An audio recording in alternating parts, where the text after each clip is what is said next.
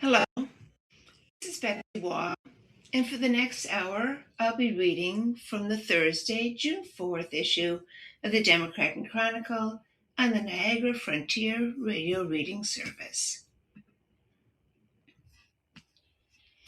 A New Approach to Housing Crisis.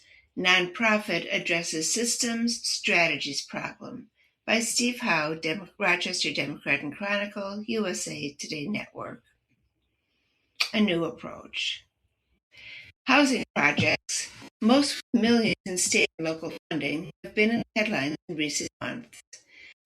Many are large multifamily housing projects or developments with single-family homes costing hundreds of thousands of dollars. But what if housing solutions didn't require millions of investment in state edicts? That's the argument brought forth by strong towns, that the housing crisis is not just a shortage, but a systems and strategies problem. The default situation to housing affordability has been to throw money at it or write additional policies, said Edward Erfurt, Chief Technical Officer at Strong Towns. The nonprofit wants to reimagine the post-World War II pattern of suburban centered development. That includes 6 changes recommended for a, quote, housing-ready city, unquote. First, allow single-family home conversions to duplex or triplex by right. Second, permit backyard cottages in all residential zones. Third, legalize starter homes in all residential zones. Fourth, eliminate minimum lot size requirements in existing neighborhoods. Fifth, repeal parking mandates for housing. And sixth, streamline the approval process. Quote, this is just bringing it back to the things that we can control locally, where we have the most power for change, unquote, Erfurt said. As it stands now, the 3 groups required to align for change to occur in any city are elected leadership, technical professionals, and the general public. You need at least 2 of the 3 aligned to see change, Erfurt said. Quote, how we achieve all 3 to be aligned with this is we add familiarity and we lower the risk in all those decisions, unquote, he said. What does that look like? Instead of taking a big swing like repealing parking mandates for all housing, maybe the mandate only affects a particular neighborhood or type of housing, like accessory dwelling units. When that pilot of the program is complete, it can be evaluated and either repealed or expanded as needed. All of that is possible through the nimbler nature of local government. But how does a community like Rochester, which doesn't boast robust or varied public transportation, look at options like reduced parking requirements? For one, it allows property owners and developers to quote-unquote right-size the parking to their project. But the Flower City's unique development lends itself to some reduction in car dependency in its highest density areas. Quote, the urbanism of your city is fascinating to me, unquote, said Erfurt, who spent a couple days in May as a guest speaker for the Community Design Center of Rochester. Quote, in most of the city of Rochester, and this kind of happens in these Rust Belt communities, your neighborhoods don't have the traditional Main Street. Many of your neighborhoods historically had the industrial basis neighborhoods surrounded by houses, unquote. This was designed to keep workers at a walkable distance from jobs at locations like Kodak. It also created small commercial pockets throughout the neighborhood where workers could stop at a local grocery store, corner bar, restaurant, or shop on that commute. Even today, many of those corner shops still exist in some form. With remote work, smaller household sizes, and many single home buyers, the need for multiple cars and multiple trips is reduced, especially if a trip or 2 a week is redirected to one of those local shops. Choice and local action isn't reserved for issues like parking requirements. One tenet of the Strong Towns philosophy is incremental development.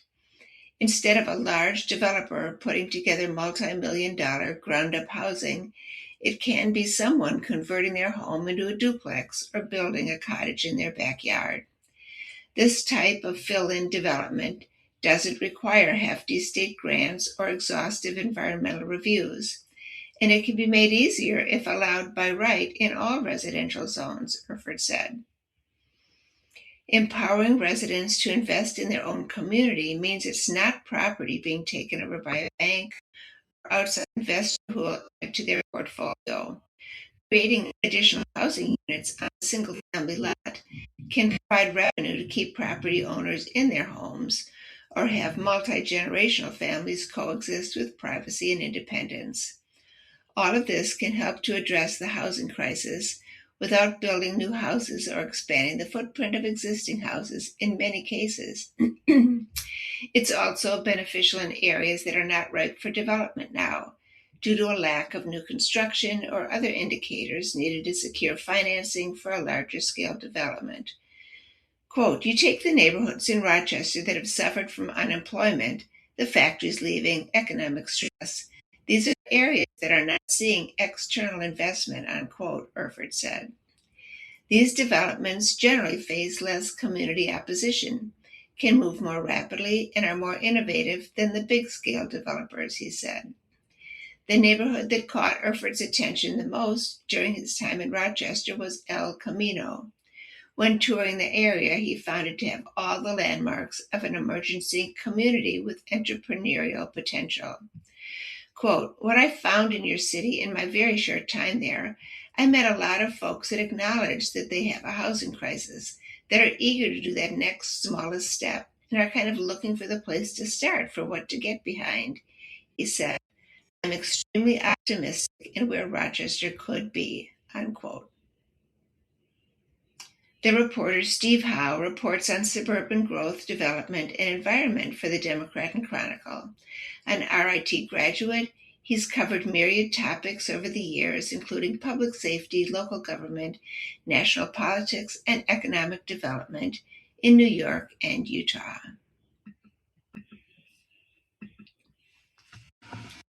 Rollback of police transparency measure questioned by Emily Barnes, New York State Team, USA Today Network.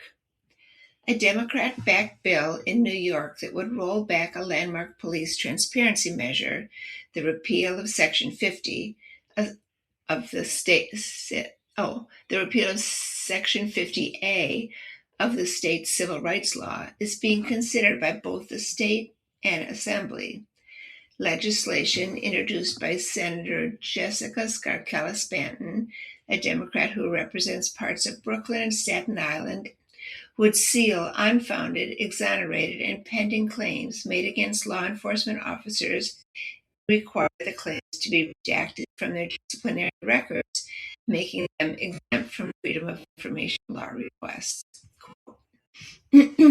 Currently, the public has access to all disciplinary records of law enforcement officers, even if allegations were unfounded or exonerated, unquote.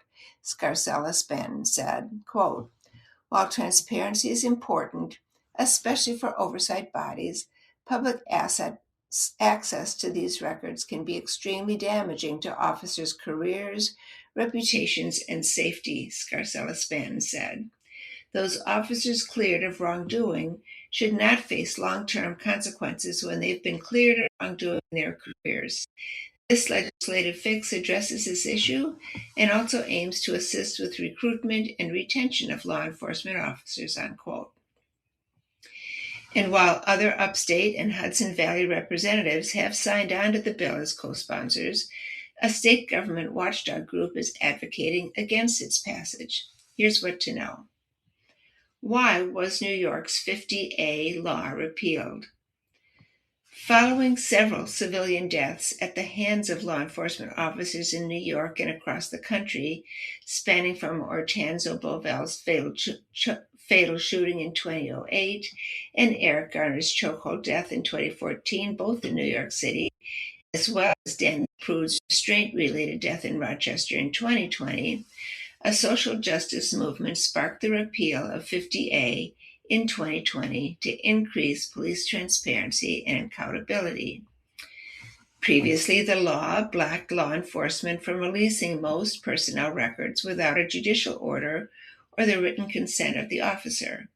After its repeal, the release of disciplinary records after personal information like addresses and cell phone numbers have been redacted is allowed. Many of these records in New York are currently only accessible through FOIL or FOIL requests and are often delayed or denied by police departments throughout the state, leading to legal fights, including lawsuits pursued by the USA Today network. Why certain Democratic lawmakers are backing the bill. Assembly member Sam Berger, a Queens Democrat who sponsored the bill in the state assembly, humanized the push to amend the police transparency measure. Quote, an allegation is not evidence and a complaint is not guilt, unquote, Berger said. Quote, yet in New York, police officers can have found unfounded and disproven allegations publicly attached to their names forever. Behind every one of those complaints is a real person with a family, a reputation, and a life outside the uniform, unquote. Berger added that this type of permanent public access doesn't apply to other professions. Quote, police officers deserve the same basic due process protections afforded to other professionals, Berger continued. This bill preserves public interest and transparency for substantiated misconduct, even unsubstantiated misconduct, while ensuring that false accusations do not become a lifelong punishment, unquote. Watchdog Group says bill will have negative impact on New Yorkers. However, state government watchdog group Reinvent Albany is opposing the legislation, asserting it, quote, ignores the reality of investigations into public officials and, quote, creates a special exemption for a specific class of public employee, unquote. They say while the main argument for the bill is to ease the burden of shame on public employees from past investigations if they've been found not guilty, it would also decrease transparency as the public media would no longer have access to these sets of claims. Quote, the worldview reflected in this bill is one where officers must be constantly on guard from false accusations, but the reality is that police rarely, if ever, face serious repercussions for actual violations, unquote, their statement continued. The organization also added that other public servants aren't included in this legislation, only police officers, and that the number of police killings of civilians has increased since the 2020 nationwide Black Lives Matter protests. Quote, that's why it remains important for even quote-unquote unfounded claims against officers to remain public, Reinvent Albany said. They establish patterns of conduct and give New Yorkers one more way to protect themselves from abuses of power, unquote. The reporter, Emily Barnes, covers state government for the USA Today Network, New York, with a focus on how policy and laws impact New Yorkers' taxes, communities, and jobs. Follow her on Instagram or X at by Emily Barnes. Get in touch at ebarnes, that's spelled EBARNES, at ustodayco.com. You're listening to a reading of articles and features from the Democrat Chronicle on the Niagara Frontier Radio Reading Service.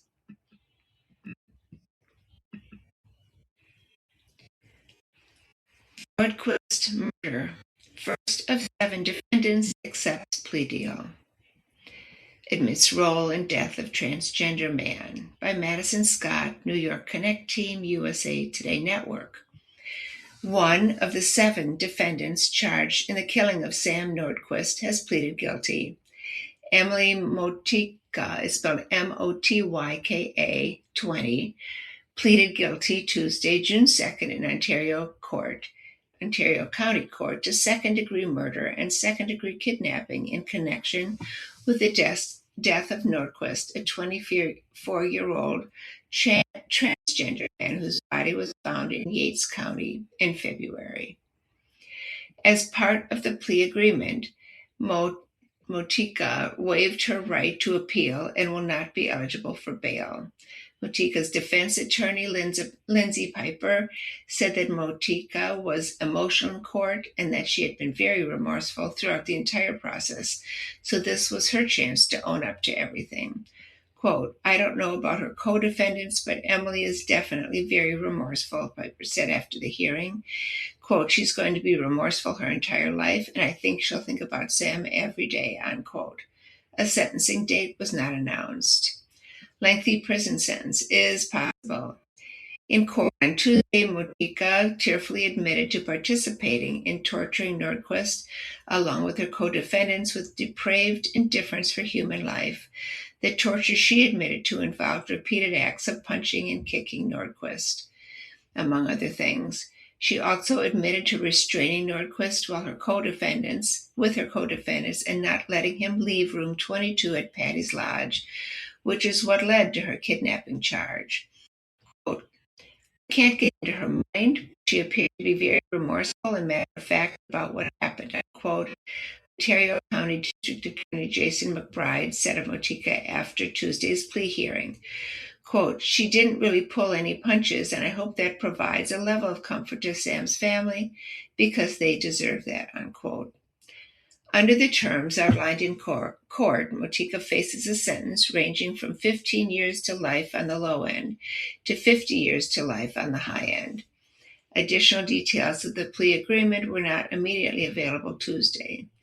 It was not immediately confirmed whether Motika's plea agreement includes the requirement that she testify against co-defendants in the case. Quote, "What should not get lost on folks is that there's life on the end of this sentence," McBride said. "We're talking about a 19-year-old, now 20, facing a life in prison for things that justifiably the sentences deserved," unquote. 7 defendants are charged. Motika is one of 7 people charged in connection with Nordquist's death. The defendants, Motika, Precious Arzuaga, Jennifer Quindanjo, Kyle Sage, Patrick Goodwin, Kimberly L. Sotrio, and Thomas Eves, were accused of torturing and killing Nordquist at Patty's Lodge in Ontario County. The defendants face various felony charges, including murder, kidnapping, aggravated sexual abuse, conspiracy, and concealment of a human corpse. Separate trials are planned. Earlier this year, Ontario County Judge Christina Caro ruled that the defendants will be tried separately. The remaining defendants continue to face prosecution. Precious Arzuaga, Arzuaga, who the prosecution has alleged is the quote-unquote ringleader, will go on trial first on August 31st. McBride said on Tuesday that there will be no plea deals offered to Arzuaga and that they look forward to processing her.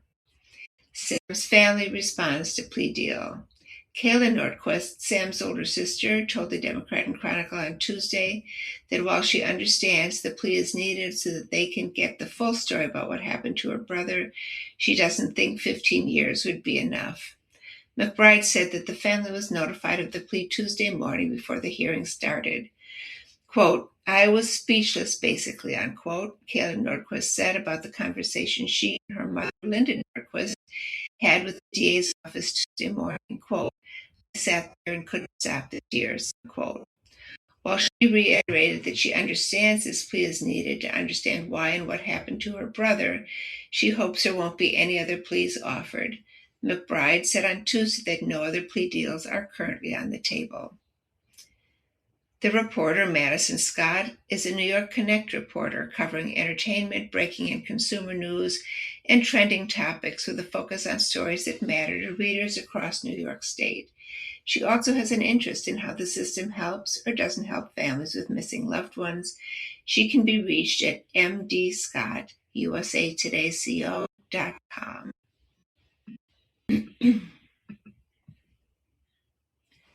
SUNY Brockport's next president is Veteran VP by Gloria Whipper, Rochester Democrat Chronicle, USA Today Network.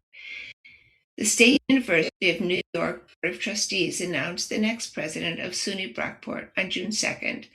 The next president will follow the tenure of Dr. Heidi McPherson, who announced last year her plans to retire at the end of the 2025-26 school year.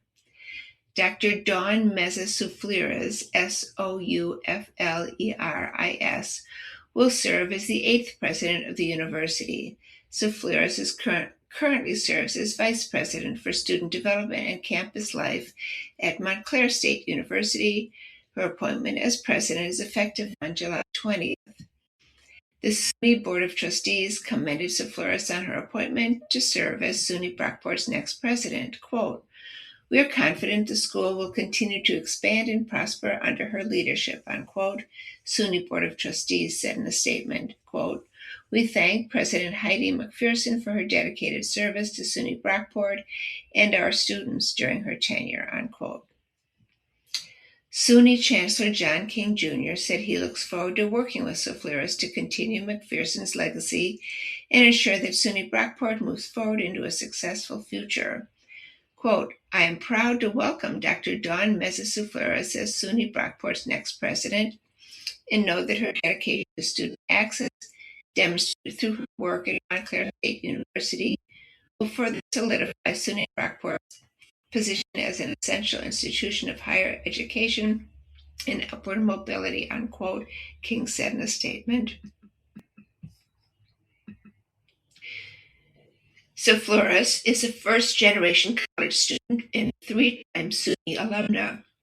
She earned a bachelor's in history and a master's in teaching from State University of New York at Binghamton and a doctorate in sociology from the State University of New York at Buffalo. Soufleris also holds a graduate certificate in higher education legal compliance from the Thomas R. Klein School of Law at Drexel University.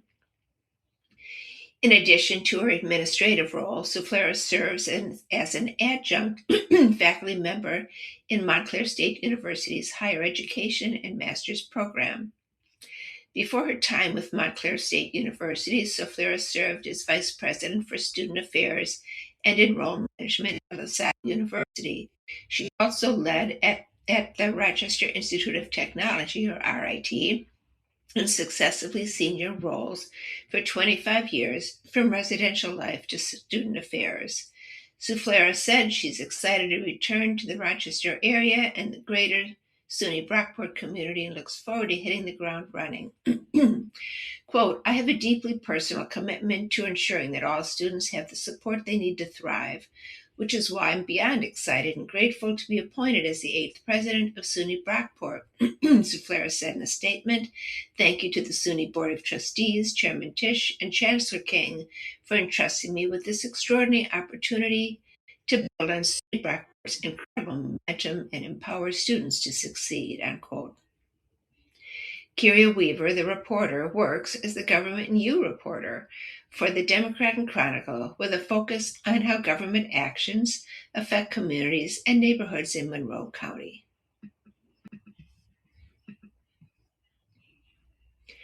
Syracuse Uber driver identified as victim in canoe accident by Victoria Free New York Connect USA Today Network.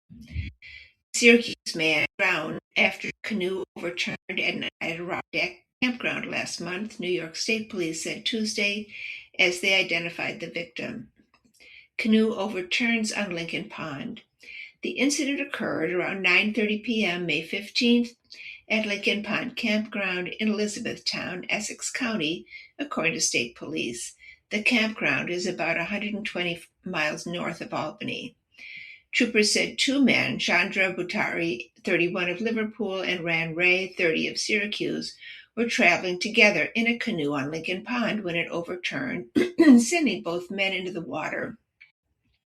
A third man, Parsu Bhattarai, Bhattarai, 33 of Liverpool, was paddling ahead of them in a kayak when he heard calls for help, state police said. According to troopers, Parsu Bhattari turned and saw the canoe had capsized and both men were struggling in the water.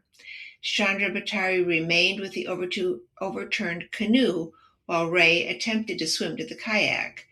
Quote, "Parsu attempted to assist Ray, however, the effort caused both men to become submerged," unquote, state police said in a news release. Barsu Bhattari was able to swim safely to shore, and Chandra Bhattari was later rescued from the water. Bray did not resurface. Divers from several area fire departments located and recovered his body from the pond, according to state police. Bray was pronounced dead at the scene. An autopsy later determined his death was accidental. The cause of death was asphyxia due to drowning. According to his obituary, Ray was originally from Japa, Nepal, and worked as an Uber driver in Syracuse. Body found near canal in Gates. New York Connect Team, USA Today Network. Gates police are investigating after a woman was found dead near the Erie Canal on Tuesday evening. Officers responded around 7:30 p.m. June 2nd to the area of Lee Road in the Erie Canal after receiving a report of an unresponsive person. The caller told dispatchers the individual was unconscious and not breathing. When officers arrived, they located a deceased adult woman, according to the Gates Police Department. Police said the circumstances surrounding the death are being treated as suspicious. Investigators have not released the woman's identity or any additional details about the case. The investigation remains active. Anyone who may have witnessed the incident or has information is asked to contact the Gates Police Department at 585-247-2262 or email tips@townofgatesny.gov. Additional information will be released as it becomes available. Bank robbery investigation underway. New York Connect Team, USA Today Network. Police are investigating a reported robbery at a five-star bank on Chestnut Street after a suspect allegedly threatened a teller and fled with an undisclosed amount of cash. Officers responded around 1:30 p.m. to a hold-up alarm at the bank. According to preliminary information from authorities, investigators said no weapon was seen during the incident and no injuries were reported. The suspect remains at large and no arrests have been made. The investigation is ongoing. Anyone with information is asked to call 911.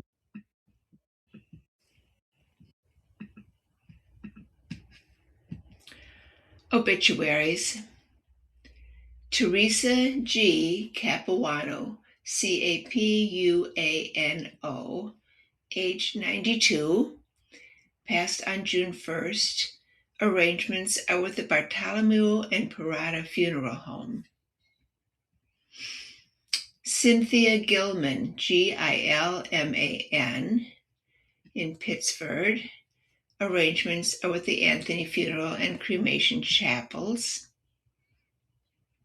Jesse Reagan Lucas, Lucas, age 77, in Rochester, New York, passed on May 30th. Jean M. Phillips, age 75, in Victor, New York, passed on August 9th. Arrangements are through the Harmuz, Jarmuzz, Cotton Funeral Home. Service time is June 6th at 1 p.m. Service location is at the First Presbyterian Church of Victor.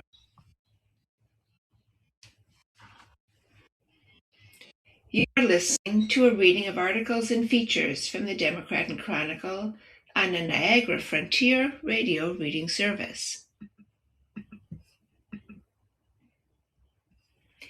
New York Democrats seek to change redistricting rules, want voters to untie hands as GOP states redraw maps to gain U.S. House seats. By Chris McKenna, New York State Team, USA Today Network. New York Democrats have a new plan for altering the state constitution in 2027 to catch up to Republican-led states that have raced to redraw U.S. House district to gain seats this November. The proposal to be put to voters for approval would remove rules that have tied New York lawmakers' hands in remaking the political map for partisan advantage as other states have done. It would do so by removing a gerrymandering ban embedded in the Constitution more than a decade ago, and by allowing House lines to be redrawn whenever lawmakers see fit, not strictly after each census. The bill to make that amendment was introduced at night on Monday, June 1st, in the closing days of this year's legislative session, which is scheduled to end today, June 4th. Lawmakers must pass it both this year and next year for it to be put on the ballot for voters in November 2027. If approved by voters, the state legislature could then redraw House districts for the 2028 elections. The state constitution doesn't currently allow mid-decade redistricting. Senate Majority Leader Andrea Stewart Cousins cast the proposal as a necessary tool to compete, saying it enables New York to, quote, preserve a level playing field in the face of Republican-led efforts to tilt maps and weaken Democratic participation, unquote. Quote, New York cannot afford to stand still. Stewart said in a statement, we cannot ignore the reality that Republicans have repeatedly sought to undermine democracy through various attempts to gain political advantage, unquote. What to know about New York's redistricting plan? The new proposal goes further than an initial amendment bill created last year after President Donald Trump set off a national redistricting war by goading Texas lawmakers into redrawing the state's House map to gain Republican seats. The earlier New York bill, still pending in the Senate and Assembly, would simply allow the state to redraw districts in mid-decade if other states do so. That proposal in its current form would still hamper Democrats' ability to match GOP states because it would leave intact the Constitution's ban on drawing lines to favor one party and its requirement to draw compact districts. Both of those restrictions would be lifted under the latest bill.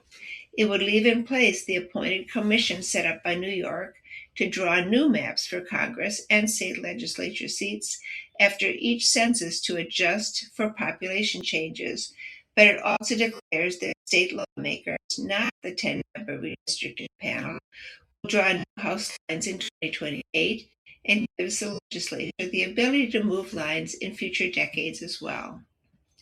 A slew of states, led by both Republicans and Democrats, have followed Texas in drawing new House maps with partisan motives for the upcoming midterm election. Both parties are battling to win control of the House for the final 2 years of Trump's presidency. New York was unable to join the fight in 2026 because of the state's 2-year process for amending its constitution. How are Republicans reacting to the proposal? New York's 26 House seats are currently split between 19 Democrats and 7 Republicans. One of those Republicans, Representative Mike Lawler, held a press conference with GOP state lawmakers in Albany on Monday, June 1st, to denounce any attempts to change the New York's redistricting system. Speakers vowed a fierce campaign to defeat such a measure and predicted voters would reject it, just as they did in 2021, when Democrats tried to alter the state's 2014 redistricting reforms. Quote, so bring it on, Lawler said. We will fight back and we will win. Because New York Democrats who proclaim to want to protect democracy, they only want to protect it when it's convenient, when it suits their purpose, when it helps them gain power, unquote. The reform group Reinvent Albany issued a blistering statement opposing the new proposal, saying it goes beyond the current House battle with other states and opens a door for New York's majority party lawmakers to effectively reassert control over all redistricting, even with the state commission in place.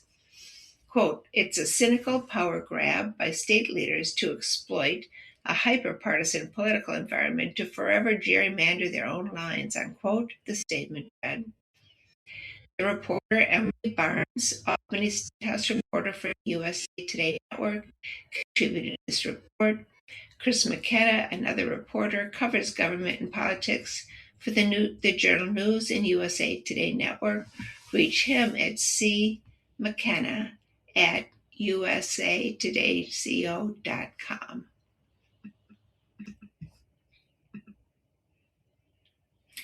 Rochester community leaders had 3 major Juneteenth events by Janae Shields, Rochester Democrat Chronicle, USA Today Network. This June, 2 community leaders are hosting events in celebration of Juneteenth and to, this is not printed well, Rochester's Black communities. The Reverend Myra Brown and Gloria Johnson Hovey are two pioneers in Rochester's Black community who founded organizations that support underserved individuals. Brown is the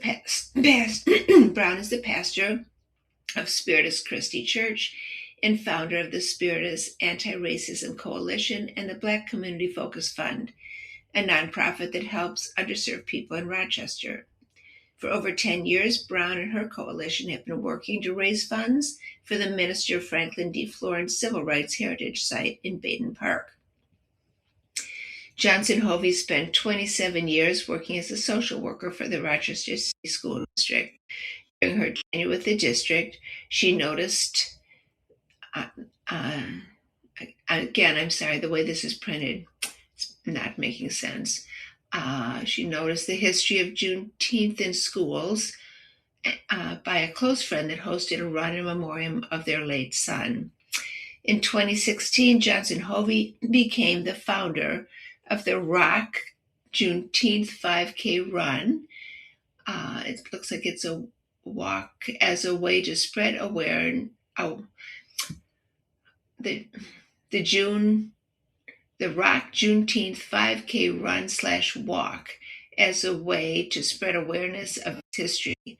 In 2019, she prompted the city of Rochester to begin raising the Juneteenth flag in celebration of the historical holiday.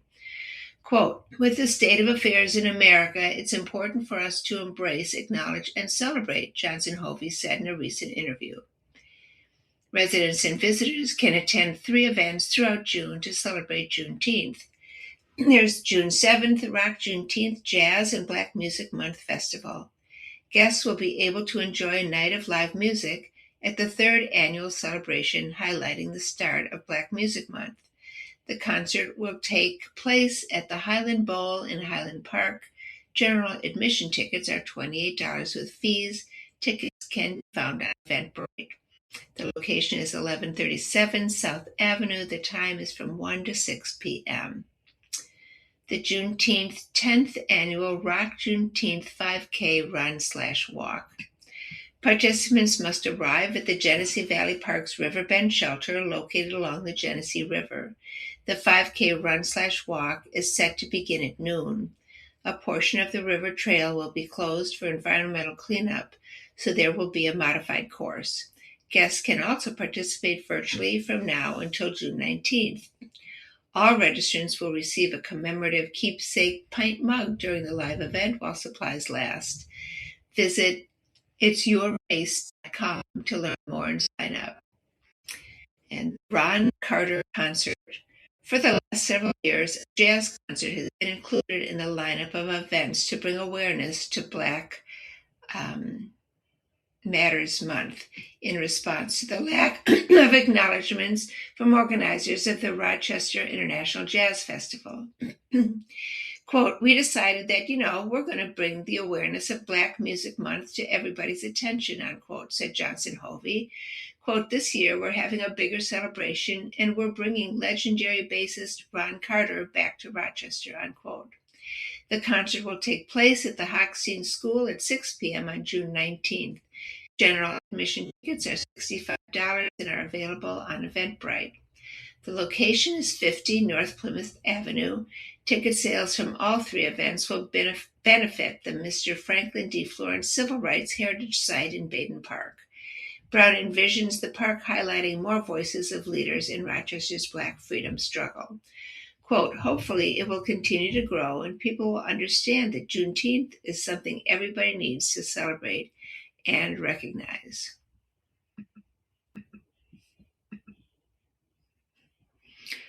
High school girls lacrosse. Penfield beats Fairport for 2nd straight crown by Justin Ritzel, Rochester Democrat Chronicle, USA Today Network. Sometimes losing can be an effective teacher. That was the case for Penfield girls lacrosse team after the Patriots opened their season with 2 defeats on Long Island against some of the state's best. Turns out even defending state champions can learn a thing or two. As the season progressed, that trip clearly played dividends. to and through the Section Final. In a meeting between Section 5's most recent Class A champions, Penfield proved too much for Fairport in a 9-6 win in the Section Final. Penfield, now back-to-back section title winners, has won 8 in program history. The current group stands alone in this respect. It carried the weight of a target on its back, knowing each opponent circled Penfield on the calendar. Asked how the group handled that, first-year head coach Patty Fitzgerald referenced the team's early games. This is a special group. Quote, "This is a special group. A lot of returners from last year, which is huge, and they really led the way and stepped up in a big way," Fitzgerald said. "We took 2 losses on Long Island, but we went there to get better. It made us stronger because it exposed our weaknesses," unquote. There was also some additional motivation for a few of Penfield's key players who entered the spring on the heels of a disappointing end to the winter season. Olivia Lanning, 2 goals, Jordan Rasmussen, 1 goal, 4 assists, and Regan Serkiw, assist, were all members of the Patriots' top-seeded girls basketball team that endured several ill-timed injuries en route to a section final loss. For them, this lacrosse championship offered some redemption. Quote, "I said it to some of my basketball teammates. We are not losing this. We went through it in March, and I wasn't doing it again," Lanning said. "This is the best feeling, and I can't wait to keep going with this team," unquote. The Penfield defense has a big hand, uppercase H, in win. Goalie Kara's hand, uppercase H, might not have the most eye-popping statistics in Section 5. That's the cost of backstopping a team loaded in talent. Shots against might be few and far between. In that respect, the final against Fairport wasn't all that different than most games for the University of Florida commit. But when called upon, Hand was up to the task. Key saves in the first half, 2-point blank in particular against dangerous Fairport scorers Cameron DuBose and Brenna Goss, allowed Penfield to build a sizable lead. Hand finished the game with 5 saves and was named the section tournament's most valuable player. Quote, "Is able to read the field so well," unquote, Fitzgerald said of Hand. Quote, "Whether the opposing team is close to the goal or farther out, she knows and talks to the defense and is so positive. That's a huge thing," unquote. Fairport has its fair share of Division I talent, so keeping such an offense at bay is no small task.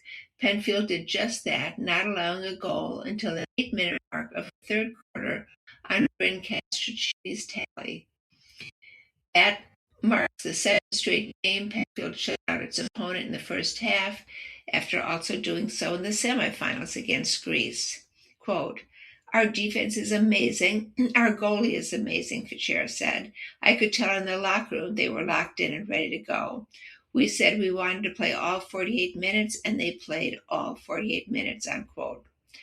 All-tournament team, Penfield's Kara's Hand, MVP, Lexi Corcoran, Briley Corcoran, and Avery Fordham, Fairport's Maya Christian, Brenna Goss, and Melody Williams, Greece's Ava Torrance, Rush Henrietta's Kate DeWald. Up next, Penfield plays Section 6's Lancaster in the NYSPHSAA Class A, 7 p.m. Thursday, June 4th. That's tonight at Churchville Chili. I think that's all for this particular article. It's printed rather badly. In flag football, Penfield keeps Section 5 alive in the latest state rankings by James Johnson, Rochester Democrat Chronicle, USA Today Network. Bishop Kearney lost, but Penfield plays on, so that means there's 1 Section 5 flag football team remaining among the 3 state tournaments. The Penfield Patriots pulled away from another opponent May 30th in a Class A state tournament quarterfinal, 25-6 over Union Endicott from the Binghamton region, or Section 4. I'm going to stop on. In high school baseball, Schroeder rallied late to beat Hilton in extras for the title. James Johnson, Rochester Democrat Chronicle, USA Today Network. The Webster Schroeder Warriors trailed most of the way in the Section 5 baseball Class AA-1 championship game with not a run on the scoreboard at Dwyer Stadium. But the Warriors scored the run they needed in the top of the 7th inning to tie the score, and then scored twice in the 9th to defeat Hilton 3-1 in Batavia. The tournament's number 5 seed won the team's first Section 5 champion since 2016. The Warriors have even their record at .500. The 5-game losing streak sent the Warriors to a 5-10 record at one point this spring. Hilton swept the 2-game Pro-Cutter Division I series against Webster Schroeder. Both wins for Hilton came during 2 separate rough patches of the season for the Warriors. On May 9th, though, there was a U-turn. The Warriors won 3 of their final 4 regular season games and landed as the number 5 seed in the Section 5 Class AA-1 tournament, high enough to start the postseason in the quarterfinals instead of a first-round game. And there the Warriors began their current run. Schroeder shut out Greece Olympia Odyssey 4-0, a 2-0 win over Webster Thomas in the semifinals. Was a reversal of a 2-1 loss to the Titans during Schroeder's long losing streak during the regular season. The player of the game is Webster Schroeder's senior Dylan Dumont, who pitched the first 8 of 9 innings. Dumont allowed 1 run on 5 hits and 3 walks to the Hilton Cadets, and he struck out 12 batters.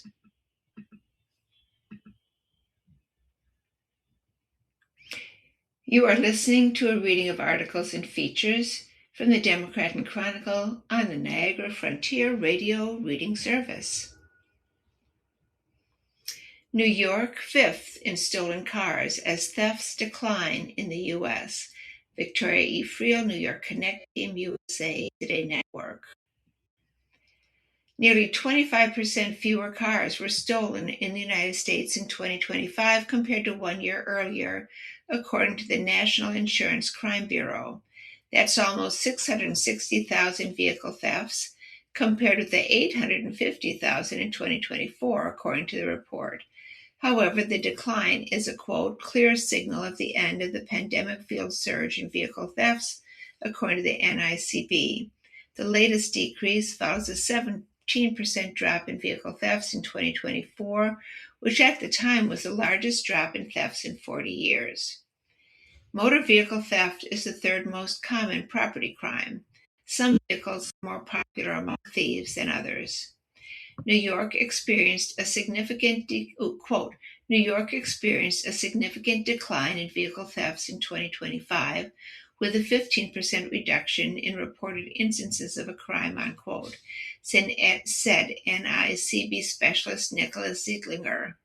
According to the NICB, the New York City area, which includes Newark and Jersey City among communities in northern New Jersey, ranked 2nd in metropolitan areas nationwide with the most vehicle thefts in 2025.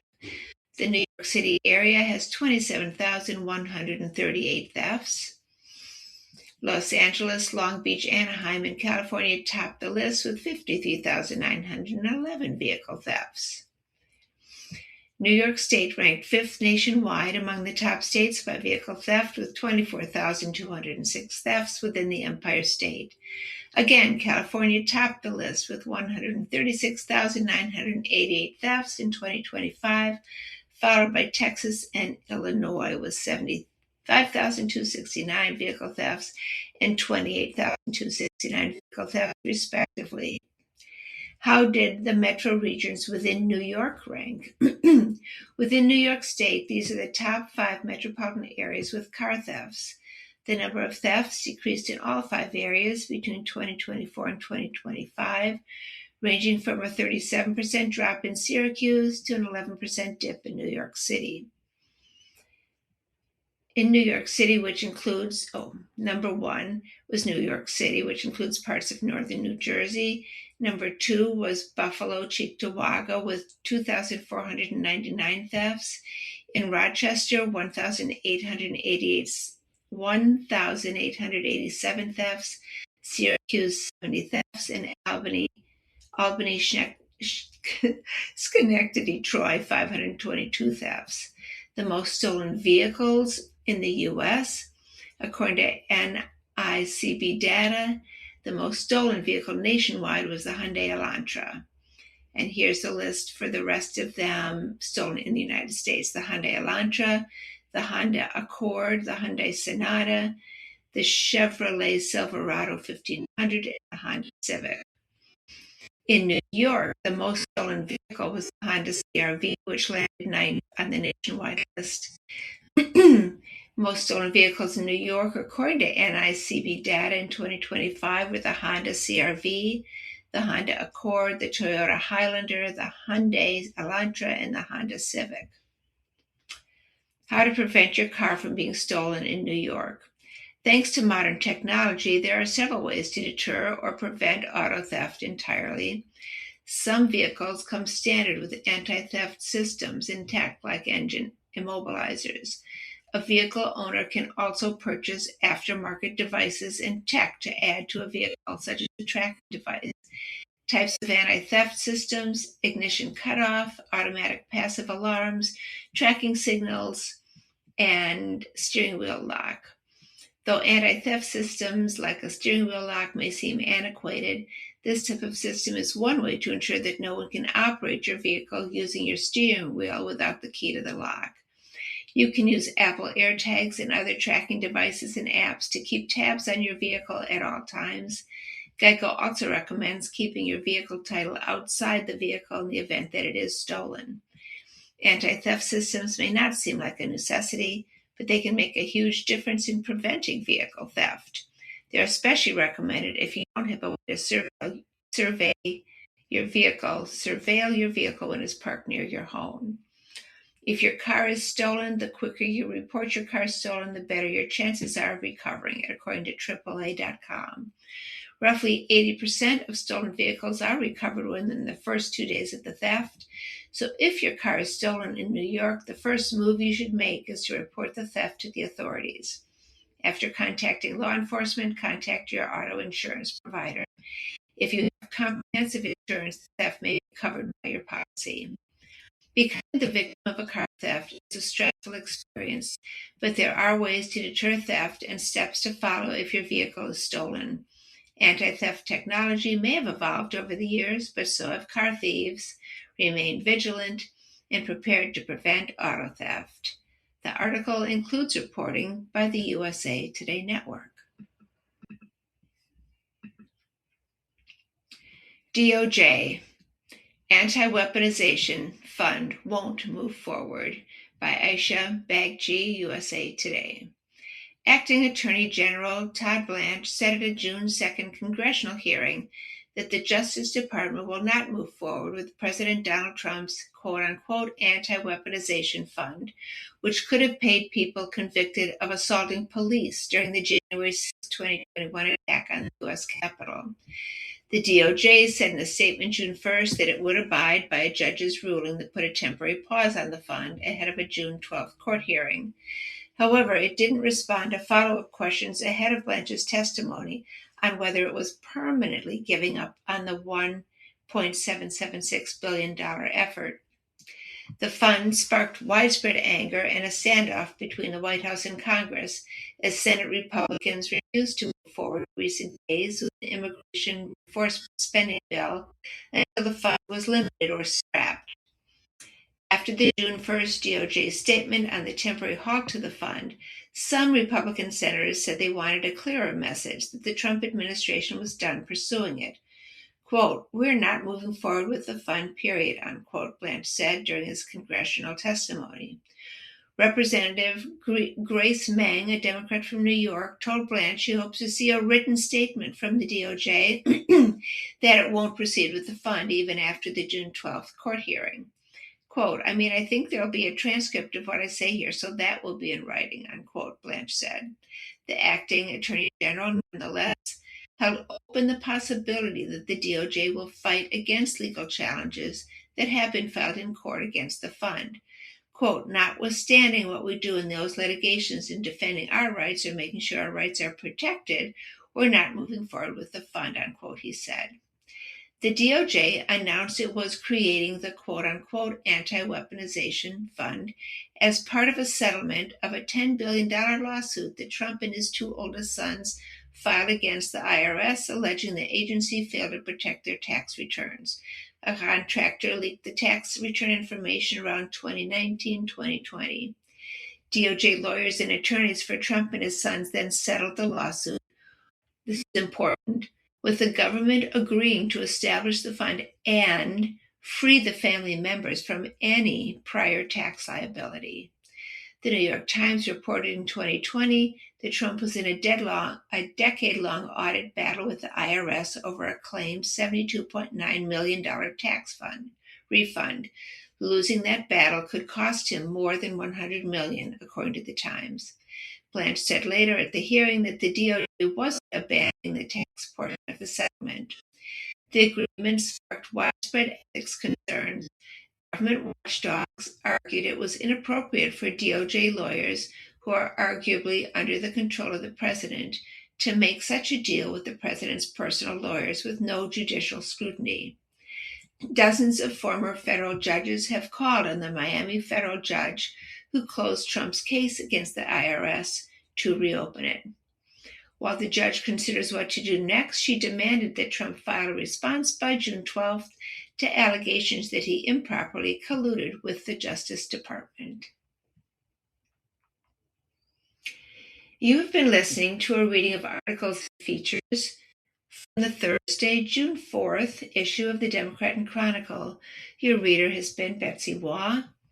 Thank you for listening.